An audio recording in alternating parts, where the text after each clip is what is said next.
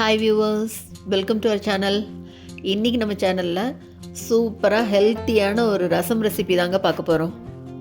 கொஞ்சம் வித்தியாசமான ரசம், நல்ல டேஸ்ட்டாக நல்லா இருக்கும். முருங்கை இலை ரசம்.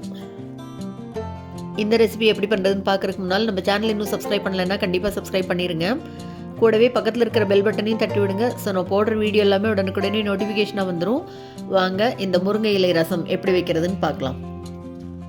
முதல்ல ஒரு கடாயில் 1 ஸ்பூன் எண்ணெய் சேர்த்துட்டு எண்ணெய் நல்லா சூடான உடனே 1.5 டேபிள் ஸ்பூன் அளவுக்கு மல்லி சேர்த்துக்கலாம். இப்போ இது கூடவே 1 டேபிள் ஸ்பூன் அளவுக்கு துவரம்பருப்பு சேர்த்துட்டு கூடவே 1.5 டீஸ்பூன் அளவுக்கு மிளகு சேர்த்துக்கலாம்.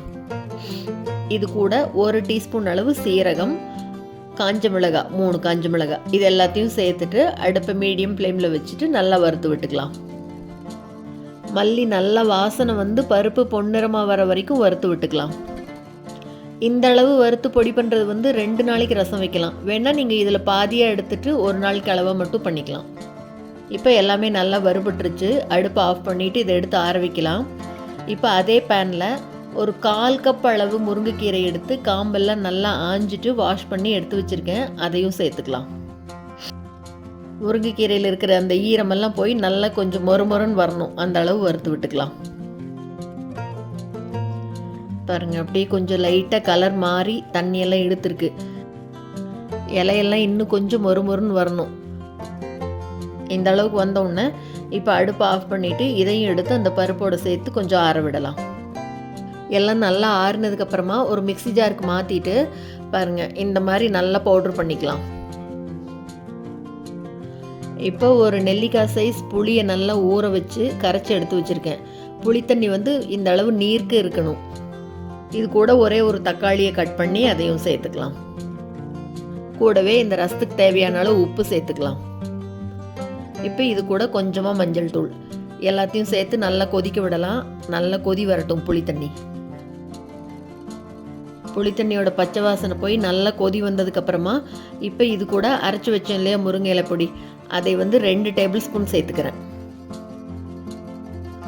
இதோட சேர்த்து நல்லா கலந்து விடலாம். இப்போ ஒரு தடவை நீங்கள் இந்த ரசத்துக்கு பூண்டு சேர்ப்பீங்கன்னா வறுக்கும் போதே 2 பல் பூண்டு சேர்த்து அதையும் வறுத்து அரைச்சிக்கலாம். நல்லா கலந்து விட்டாச்சு. இப்போ கொதி வரட்டும். ஒரு 2 நிமிஷத்துக்கு நல்லா கொதிக்கட்டும். நல்லா கொதிச்சதுக்கப்புறமா இப்போ இது கூட துவரம்பருப்பை வேக வச்சு தண்ணி எடுத்து வச்சுருக்கேன். அந்த பருப்பு தண்ணி இது கூட சேர்த்துக்கலாம். இப்போ கன்சிஸ்டன்சி பார்த்துட்டு எவ்வளோ தண்ணி வேணுமோ அவ்வளோ சேர்த்துக்கலாம். இப்போ இந்த ரசத்து கூட நான் ஒரு 1/4 டீஸ்பூன் அளவு மட்டும் வெல்லம் சேர்த்துக்கிறேன். இது வந்து கண்டிப்பாக ஆப்ஷனல் தான். நீங்கள் வேணும்னா சேர்த்துக்கலாம், இல்லைன்னா ஸ்கிப் பண்ணிடலாம். ரசம் கொதிக்க வேண்டாம். அப்படி நல்லா பொங்கி வந்த உடனே இது மேலே அப்படி தாளித்து கொட்டிட வேண்டியது. கரண்டியில் 1 ஸ்பூன் நெய் விட்டு நெய் நல்லா சூடான உடனே கடுகு கருவேப்பிலை மட்டும் போட்டு தாளித்து கொட்டியிருக்கேன். நல்லா பொங்கி வந்துருச்சு. இப்போ அடுப்பு ஆஃப் பண்ணிடலாம். அவ்வளோதாங்க, சூப்பரான முருங்கை இலை ரசம் ரெடி ஆயிடுச்சு.